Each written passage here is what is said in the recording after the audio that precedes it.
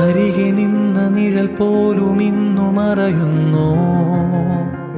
ഇരുൾ പടരുമ്പോൾ മിഴി നിറയുന്നോ.